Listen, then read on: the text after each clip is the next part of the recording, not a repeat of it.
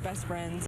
But first, a community gathered tonight to remember the 4 victims of Thursday's murder-suicide. 2 of them were children. Thanks for joining us for KSL 5 News at 10. Spanish Fork police say a man shot and killed his wife, 2 kids, and mother-in-law before taking his own life. This evening, friends and family members held a vigil to begin the healing. News specialist Sandra Yee was there and joins us now. Sandra, an emotional evening for sure. Yeah, quite emotional, Keith. You know, friends say that just looking around, people who were here at the vigil tonight, you could really tell just how much people loved Kelly Boren and her family.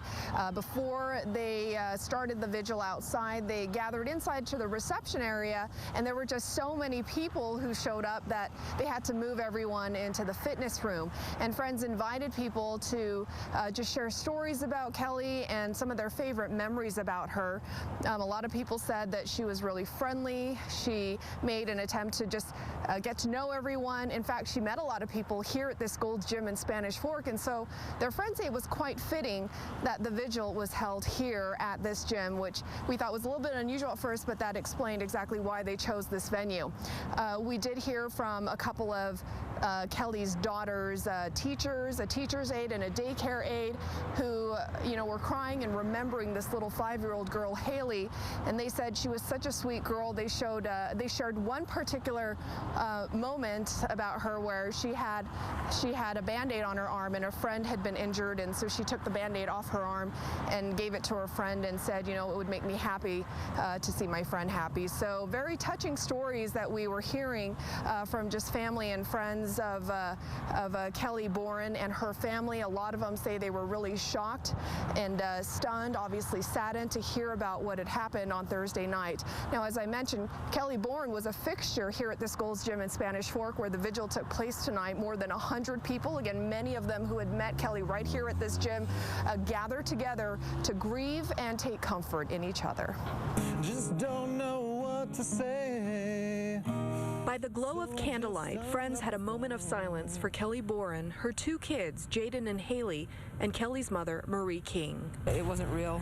It was like a movie, and you just wanted it to push pause and throw it out and not watch it and let it be over. Everyone is grieving in different ways. Before the vigil, the group gathered inside the Gold's Gym in Spanish Fork, which Kelly considered a second home. Candles and pictures sat on a table decorated with purple balloons, the color of domestic violence awareness. She was a sweet girl, funny, silly, very dedicated to her family and kids. We always cheered each other on. Friends say Kelly had a passion for fitness and was training for a bodybuilding competition in March. This is where we all bonded. This is our playground, our relief. She says the couple had marital problems and recently decided to separate. But everything seemed fine when she talked to her friend Thursday afternoon. Kelly was on her way home from work. She was just excited to get home.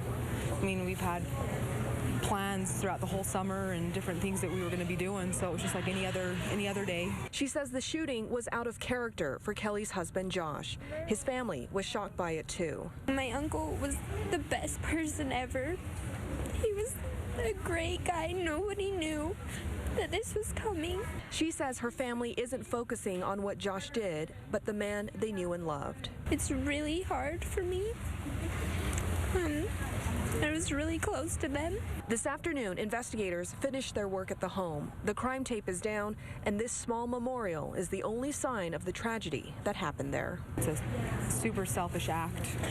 Coward. Friends tonight also signed a scrapbook, which they plan to give to Kelly's father. Her funeral, as well as the funeral for her 2 children and her mother, are planned for Wednesday in Lindon.